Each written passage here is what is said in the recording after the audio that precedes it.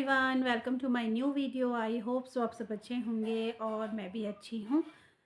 और कैसी चल रही है आप लोगों की तैयारी? मेरी भी अच्छी चल रही है। बस ये 2 दिन नहीं पड़ा, मतलब 31 को भी नहीं और कल 1 तारीख थी तो कल भी नहीं पड़ा कुछ भी। तो आज से फिर दोबारा से वही रूटीन अपना स्टडी वगैरह। और अभी जो है मैं अपना उत्तराखंड ही पढ़ रही हूँ। अभी उत्तराखंड कवर नहीं हुआ है और बहुत सारी चीज़ें पढ़नी बाकी है। अभी कैसे होगा कुछ समझ में नहीं आ रहा और अभी रिवीजन भी करना है तो बहुत मुश्किल हो रहा है। समझ में नहीं आ रहा कौन सी चीज़ पढ़े कौन सी चीज़ छोड़े। तो अभी तो मैं सिर्फ उत्तराखंड ही कवर कर रही हूँ क्योंकि उत्तराखंड भी आपको पता ही है कितने मार्क्स की आने वाली है। तो अभी उत्तराखंड ही कवर हो रहा है। बाकी जीएस वगैरह करंट अफेयर्स अभी कुछ भी नहीं पढ़ा है और अभी मार्केट जाना भी नहीं हुआ। कल गई तो थी पढ़ना, कल इतना ट्रैफिक था तो उस बीच, और मेन ये होता है कि गाड़ी पार्किंग का तो बहुत मुश्किल थी, तो बुक सेलर की शॉप में भी नहीं गई कल और ध्यान भी नहीं रहा बहुत ज़्यादा ट्रैफिक की वजह से। तो अब जब जाऊंगी तभी ले पाऊंगी करंट अफेयर्स के लिए जो भी बुक्स लूँगी। और आप लोग मुझे कुछ सजेस्ट करना चाहते हैं तो प्लीज़ कमेंट बॉक्स में ज़रूर बताइएगा कि मैं करंट अफेयर्स के लिए कौन सी बुक लूँ। और वैसे ही तो मैं भी देखूँगी, पर आप लोग भी सजेस्ट करना कौन सी बुक्स अच्छी है ताकि मैं भी वो बुक्स ले सकूँ। बाकी जब जाऊँगी तब तो मैं भी देखूँगी कौन कौन सी बुक्स आ रखी हैं करंट अफेयर्स के लिए और कौन से राइटर की अच्छी रहेगी जो भी है। बाकी बाकी जो है उत्तराखंड में मैंने क्या क्या चीज़ें कवर कर ली है। बाकी मेरा जो फर्स्ट वाला है टीचिंग एप्टीट्यूड वाला, मुझसे बहुत सारे कमेंट आ रहे थे कि आपने कहाँ से कवर किया है।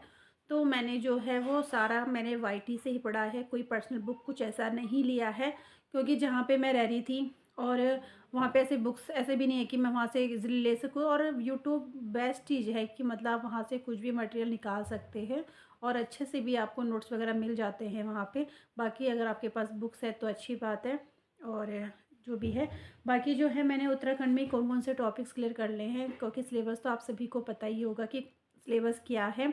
और उस सिलेबस के अकॉर्डिंग जितने खंड हैं उसमें मतलब जितने टॉपिक दे रहे हैं तो सब में से 2 क्वेश्चन तो बनने ही बनने हैं। और तो प्रत्येक उसको पढ़ना बहुत ज़्यादा ज़रूरी भी है क्योंकि एक एक मार्क्स बहुत ज़्यादा ज़रूरी है। और उस 2 नंबर को पढ़ने के लिए ना पूरी चीज़ें पढ़नी पड़ती हैं। और आगे तो ऐसा है नहीं कि डायरेक्ट कोई क्वेश्चन पूछ लेगा, क्या पता डीपली भी पूछ सकता है, ऊपर से भी पूछ सकता है। अब इतना तो हमें भी नहीं पता किस हिसाब से पूछेगा, पर लेकिन अपनी प्रिपरेशन बहुत अच्छी होनी चाहिए ताकि हमें ये लगे कि अगर उत्तराखंड से कुछ भी पूछा जाएगा तो हम उसे अच्छे से कर सकते हैं। तो अभी तो मेरी सिर्फ उत्तराखंड चल रही है। बाकी मेरा अभी रीजनिंग कुछ नहीं हुआ है, हिंदी भी नहीं हुआ है, कब करूँगी कुछ पता नहीं है क्योंकि फटाफट से सोच रही हूँ ये कवर कर लूँ और रिवीजन भी करना है। नोट्स बना के कोई फ़ायदा नहीं होगा जब तक मैं उसे रिवाइज़ नहीं कर पाऊँगी। तो समय भी बहुत कम है और ऐसे बीत रहा है ना कि कुछ पता ही नहीं चल रहा है कि वक्त बहुत फास्ट जा रहा है। वैसे तो लंबे दिन होते हैं पर लेकिन जब पढ़ने बैठो ना तो दिन छोटा लग रहा है, बहुत ही ज़्यादा छोटा लग रहा है। तो मैं बताती हूँ कि मैंने कौन कौन से टॉपिक पढ़ लिए हैं और आप लोग कैसे स्टडी कर रहे हो, आप लोगों का सिलेबस हुआ है या नहीं, कमेंट बॉक्स में ज़रूर बताइएगा। मेरा तो भी उत्तराखंड चल रहा है। बाकी रीजनिंग की तो दिक्कत नहीं है क्योंकि मेरा मैथ सब्जेक्ट है तो उसके लिए तो मैं टाइम निकाल लूँगी बाद में। फिर मेरा जो है हिंदी, और हिंदी देखना भी बहुत ज़्यादा ज़रूरी है। तो पहले सोच रही हूँ ये उत्तराखंड निपटा लेती हूँ, फिर बस से हिंदी और रीजनिंग का देखूँगी। तो अभी इसके 3-4 लेसन और हैं जो मुझे देखने बाकी हैं, जिन पे मुझे अभी पढ़ना है। और मैंने क्या क्या चीज़ें पढ़ ली हैं तो मैं आपको दिखाती हूँ आपको।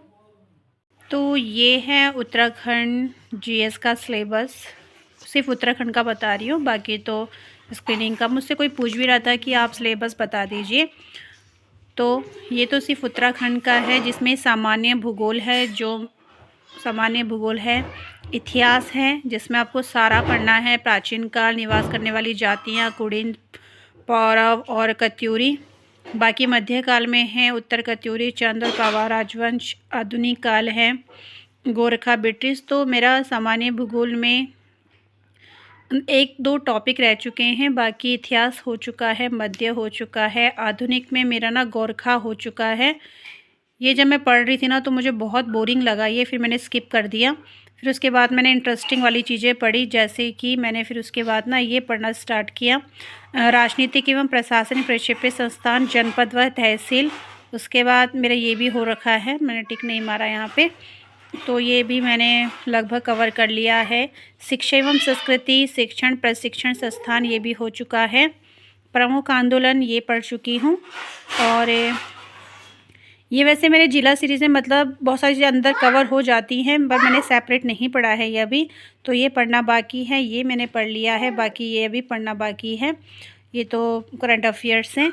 तो हर पार्ट में से जो है 2-2 नंबर बनने हैं, तो 2-2 नंबर्स के क्वेश्चन पूछे जाएंगे। क्या पता किसी में से ज़्यादा भी पूछ सकते हैं, ऐसा तो अब देखते हैं। तो ये है उत्तराखंड का सिलेबस, उत्तराखंड के टॉपिक्स जो हमें पढ़ने तैयार करने हैं। तो अभी तो मैंने कुछ भी मतलब लगभग तैयार हो चुका है, और अभी ना तो ये पूरा पढ़ना बाकी है भाई। ये तो सिर्फ रिवाइज़ करना है, इतना इसमें सारा रिवाइज़ करना है ये मैंने अभी। साथ ही साथ इसके अलावा अभी जो मेरा चल रहा है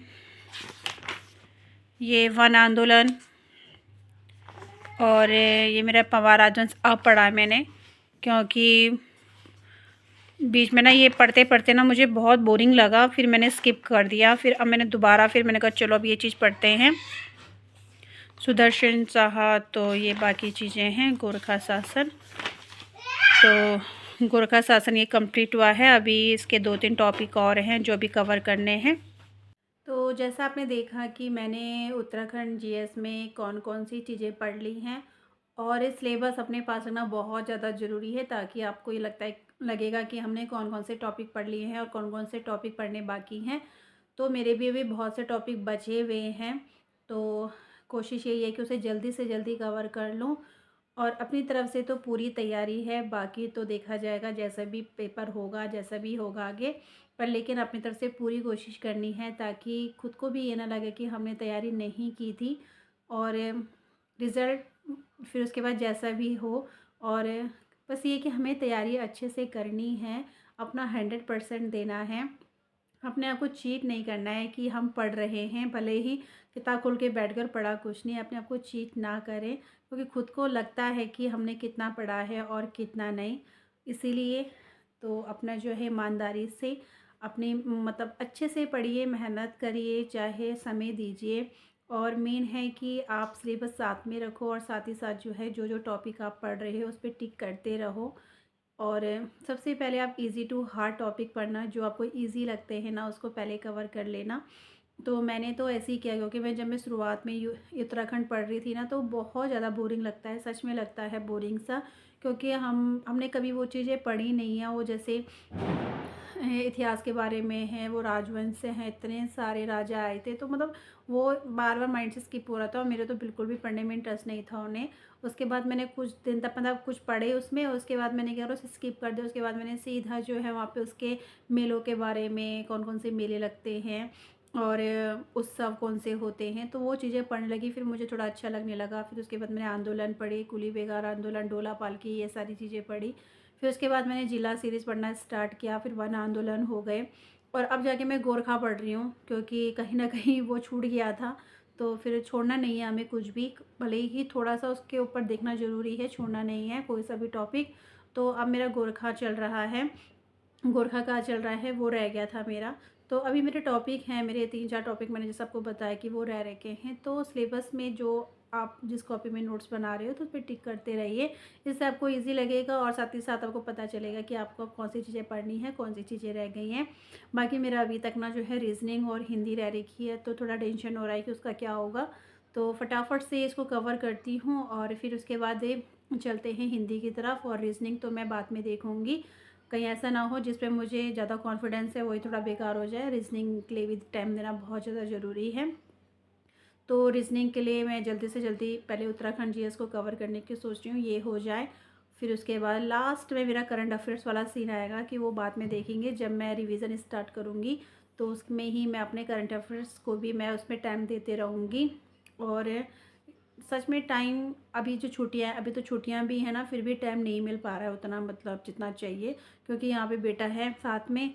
तो होता ही है नानी के घर में, वो कहीं मतलब इधर उधर भी चले जा रहा है वो सीधा के मतलब बार बार, तो बार बार उस पर ध्यान देना पड़ रहा है उसको, बार बार मतलब उसी पे ज़्यादा ध्यान देना पड़ रहा है कि वो इधर उधर ना चले जाए।